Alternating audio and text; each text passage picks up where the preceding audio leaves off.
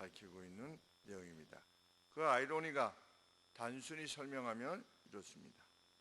하나님은 이스라엘에게 풍요를 주시기를 원하신다. 그러나 인간의 죄성은 늘 풍요로움에 임할 때 그 풍요로움을 주신 하나님을 잊는다. 하나님은 우리에게 주시기를 원하시는데 주시면 잊는 겁니다. 하나님을 잊어버리는 것입니다. 이것이 하나님의 아이러니입니다. 풍부하게 하고 잘 살게 하고 행복하게 하면 하나님을 잊는 것입니다. 하나님은 주실 수도 없고 안 주실 수도 없습니다.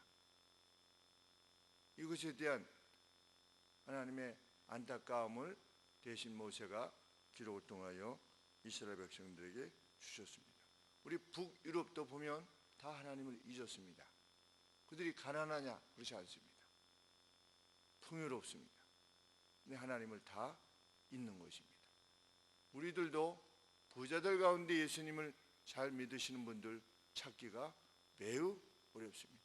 이것이 정말 하나님이 내게 주신 것이다 라고 고백하는 부자들을 찾아보기는 매우 어렵습니다. 혹 고백한다 할지라도 입술로는 고백해도 그 삶의 내용이 하나님을 최우선으로 섬기며 사는 사람들을 찾기가 정말 어렵습니다. 그것이 하나님의 딜레마입니다.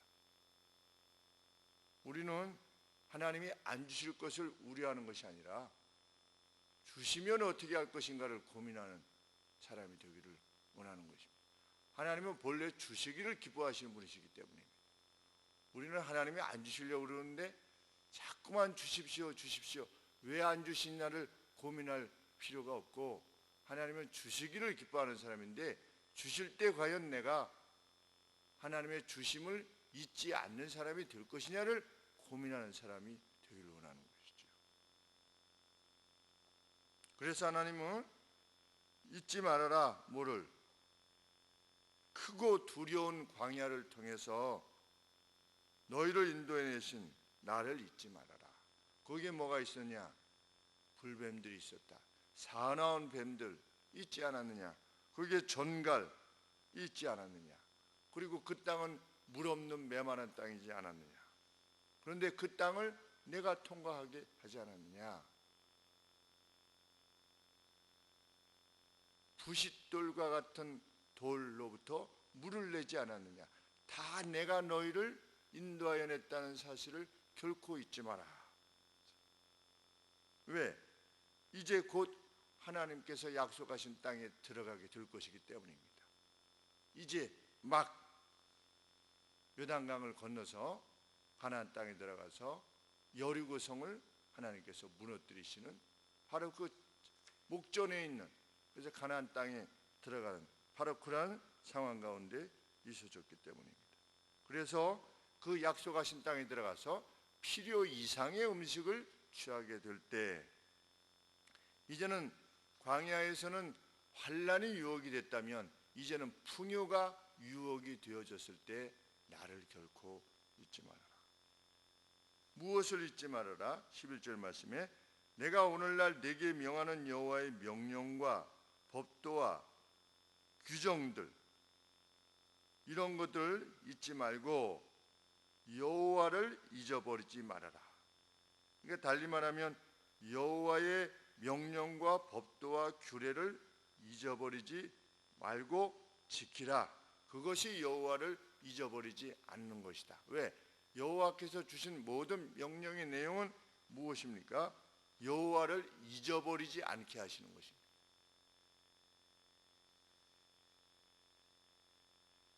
우리는 환난과 동시에 유혹, 풍요라고 하는 유혹 둘 다에 대해서 맞서 싸울 마음의 무장을 하며 사는 사람들입니다. 가난할 때도 하나님을 높이지만 부유할 때도 하나님을 높일 수 있는 사람이기를 원합니다. 그래서 주어진 것들에 대해서 17절 말씀에 우리와 같이 우리 자신의 마음에 이르기를 나의 능과 나의 손으로 내가 이 재물을 얻었다 할까 하고자 하는 그 유혹과 맞서 싸워야 됩니다. 우리는 조금만 무엇이 주어지면 그것으로 자랑 삼아하기를 기뻐할 수밖에 없는 존재이기 때문입니다.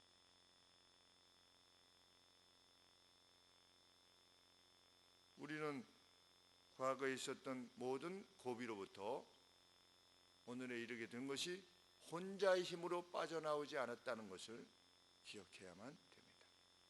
혼자의 힘으로 내가 내 자신의 힘으로 그것에서 빠져나와서 오늘의 평화로움을 누릴 수 있는 것이 아님을 기억해야만 할 것입니다. 그래서 나는 혼자 빠져나왔기 때문에 혼자의 힘으로 나의 수고로 이 자리에 이르렀기 때문에 그 누구에게도 의무를 지니지 않는다 라고 말하려는 사람들과 달리 살아야 할 것입니다.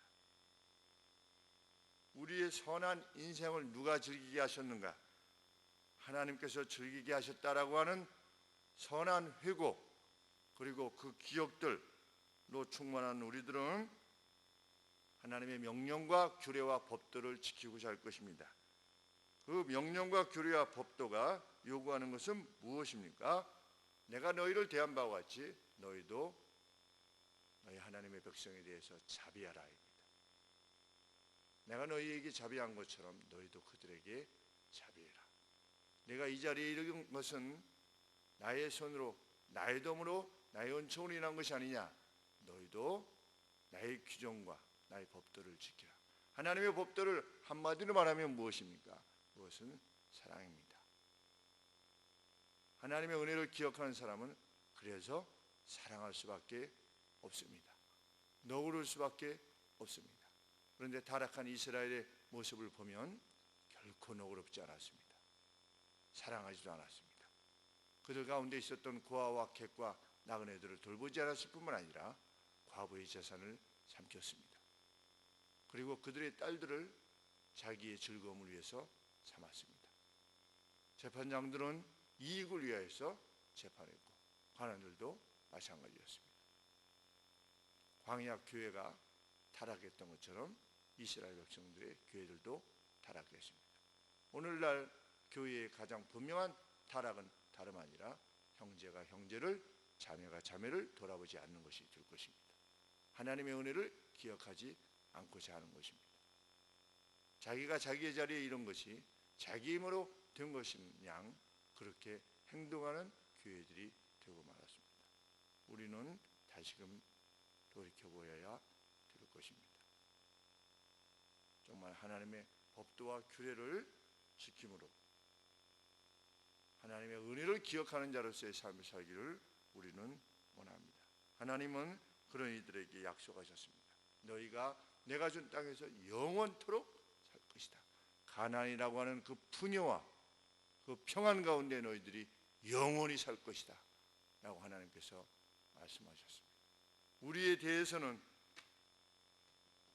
정말 하나님께서 딜레마를 느끼시지 아니하시나 내 종을 보았느냐라고 하시는 이 같은 일을 본 적이 있느냐라고 하시는 그러한 자랑의 대상이 되시는 우리들 모두가 되기를 소원합니다. 기도하겠습니다. 전능하신 아버지, 그 전능하심으로 우리의 생명을 허락해 주셨고 시간과 공간 속에 우리를 두셨으며 하나님께서 주신 모든 것들을 누리게 하시며 그 관계 속에서 행복하게 하신 주님 진실로 감사를 드리옵나이다. 이제는 우리의 죄악까지도 다 사하여 주셔서 죄에 대한 책임의 막중한 부담도 없이 그 절망도 없이 온전히 올무에서 벗어나 자유하게 된 새와 같이 하나님 외양간에서 노임을 받은 송아지와 같이 뛰며 즐기며 이 땅을 살게 해주심을 진실로 감사를 드리옵나이다. 아직 완전히 벗어날 수 없는 가운데서도 이미 벗어난 자와 같이 벗어난 자로서 살아가게 하시는 주의 은혜에 진실로 감사를 드리옵나이다. 이날과 같이 주신 모든 것들, 우리의 사랑하는 가족들, 이 사회 그리고 교회 모든 것들을 인하여 아버지 앞에 기쁨을 돌려드리는 저희가 되게 하여 주시고 한시라도 주의 사랑과 은혜를 잊지 아니하는 저희가 되게 하여 주시옵소서. 주신 것들로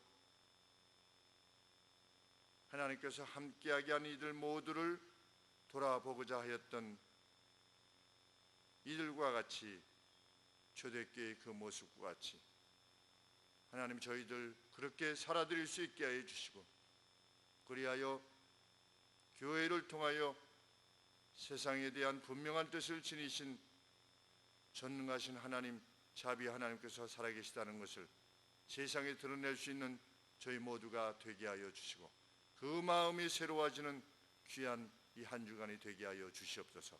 예수님의 거룩하신 이름으로 기도하옵나이다. 아멘.